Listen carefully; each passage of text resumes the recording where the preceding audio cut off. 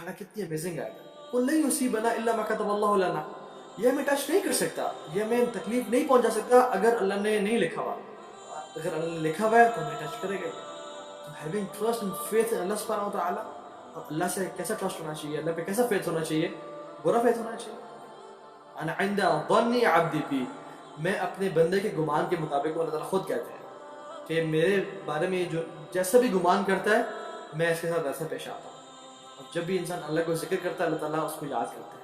تو ہمارا گمان اللہ تعالیٰ کے بارے میں کیسا ہے کہ یہ کووڈ-19 یا مجھے کرونا وائرس ہو جائے گا, میں تو جنت میں نہیں جا پاؤں گا یا نہیں جا پاؤں گی, یا میں جہنم میں چلا جاؤں گا. نہیں, سوء ظن باللہ نہیں ہونا چاہیے. یو شوڈ ہیو حسن ظن باللہ, گڈ سسپیشن فرام اللہ سبحانہ و تعالیٰ. اللہ کے ذات پہ اچھا یقین ہونا چاہیے, ہمیشہ اچھا سوچے اللہ کی تعالیٰ کے بارے میں کہ میرا رب میرے ساتھ بہترین معاملہ کرے گا, مجھے اس پینڈیمک سے بچائے گا, مجھے بیماری سے بچائے گا, مجھے فقر سے, غربت سے, ہر قسم کے اس سے بچائے گا. اللہ کے نبی صلی اللہ علیہ وسلم خود دعا کرتے تھے, اللہم انی اعوذ بک من زوال نعمتک وتحول عافیتک وفجاءۃ نقمتک وجمیع سخطک. یا اللہ میں نعمتوں کے زوال سے آپ کی پناہ میں آتا ہوں, تحول نعمتک, ٹھیک ہے, اور آپ کی عافیت کے چلے جانے سے میں پناہ میں آتا ہوں, اور آپ کے اچانک غیظ و غضب کے آنے سے میں پناہ میں آتا ہوں آپ کی. اور اللہ کے نبی جب اللہ تعالیٰ سے دعا کر رہے ہیں تو اللہ کے نبی ہاف ہارٹیڈلی دعا کر رہے تھے, یا اللہ کے نبی کا یقین نہیں تھا اللہ کی ذات پہ؟ بالکل تھا کہ اللہ تعالیٰ آپ ہماری دعا لازمی قبول کریں گے. یہ دعا کس طرح کرنی چاہیے؟ ادعوا اللہ وانتم موقنون بالاجابہ. اللہ سے دعا اس طرح کرو جس طرح کہ تمہیں یقین ہے کہ میری دعا لازمی قبول ہوگی.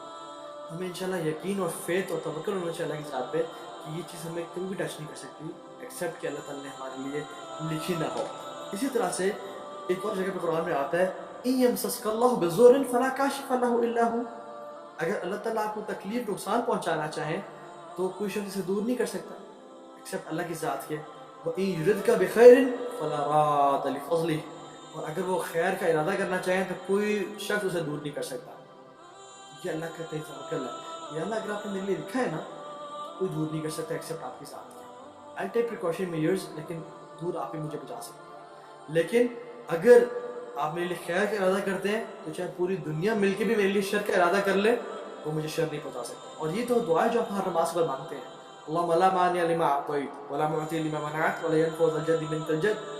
کہ اللہ جو آپ دینا چاہیں اسے کوئی روک نہیں سکتا, جس چیز سے آپ روکنا چاہیں اس سے وہ بھی کچھ دے نہیں سکتا. ولا ينفع ذا الجد منک الجد. اور کسی کا پروجنی, کسی کا جو لینیج ہے اسے فائدہ نہیں پہنچا سکتا. فائدے کا مالک اللہ کی ذات ہے. یاد رکھیں نقصان بھی ہمارے گناہوں کی وجہ سے ہمیں آتا ہے. اگر اللہ تعالیٰ ہمیں فائدہ دینا چاہے پوری دنیا مل جائے تو کوئی شخص اسے روک نہیں سکتا. عبداللہ بن عباس رضی اللہ عنہما کو اللہ کے نبی صلی اللہ علیہ وسلم جب پیچھے بٹھایا ہوا تھا سواری کے, کیا کہا تھا؟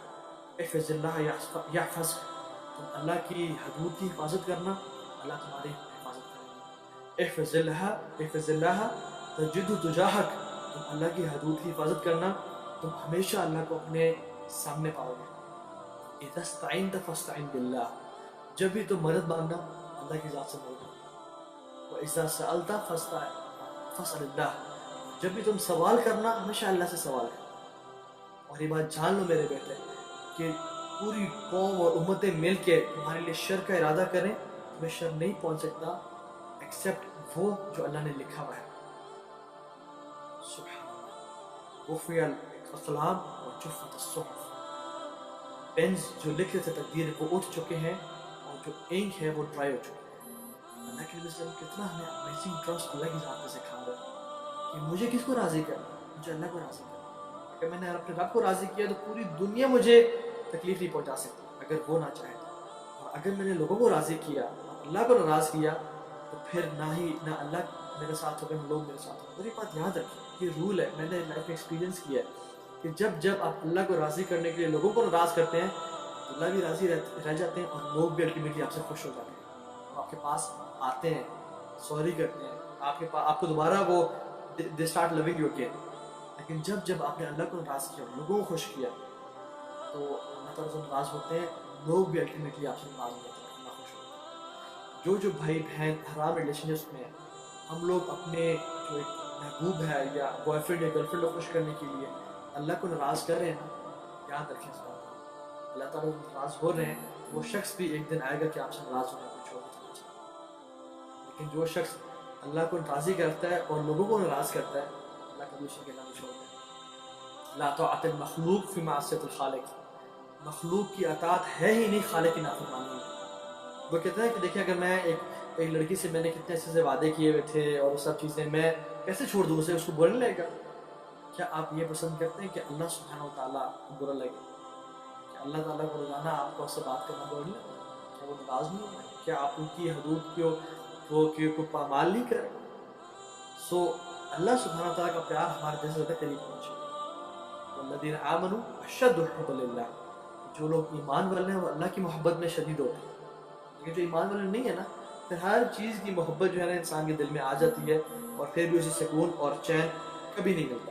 So this brings us to the seventh point. The seventh point of today's talk is the seventh point is اللہ کی ذات پہ ہر معاملے میں توکل کرنا. جو آپ کی زندگی میں مسائل ہیں, پریشانیاں ہیں, مصیبتیں ہیں, اللہ کی ذات پہ توکل کرنا. And this is the thing. یہی وہ چیز ہے جو کہ ہمیں مصیبتوں سے, مشکلات سے بچائے گی.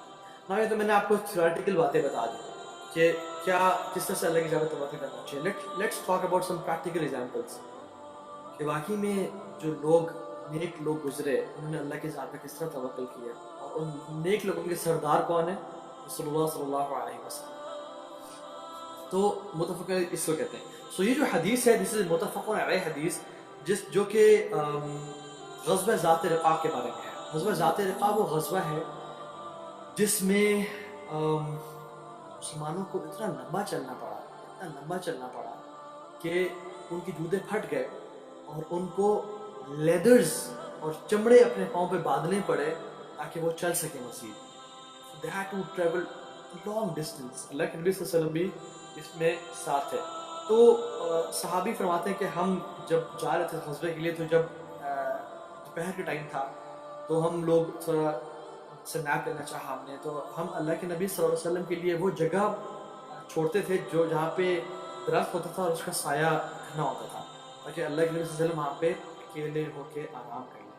تو جب رسول اللہ صلی اللہ علیہ وسلم اس جگہ پہ گئے, اپنی تلوار کو لٹکا دیا شاخ سے اور لیٹ گئے, تو ایک مشرک, ایک کافر انسان جو کہ مسلمانوں کو نوٹس کر رہا تھا, ہی پلان این ایمبوش.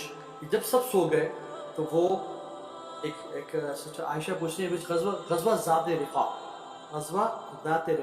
ٹھیک ہے, یہ ایک غزوہ ہے جس میں شامل تھے. تو ایک کافر وہ سنیکن کرتا اللہ کے نبی کے پاس پہنچ گیا ٹو کل دی پروفٹ صلی اللہ علیہ وسلم, یاد باللہ, کیونکہ سب سو رہے تھے. وہ اس نے ٹہنی کو اٹھایا, جب اس نے ٹہنی کو اٹھایا تو اللہ کے وسلم جاگ گئے. اس نے پوچھا کہ کیا تم مجھ سے ڈر رہے ہو, کیا تم مجھ سے خوف زدہ ہو؟ تو اللہ کے نبی صلی اللہ علیہ وسلم جواب دے کہ نہیں.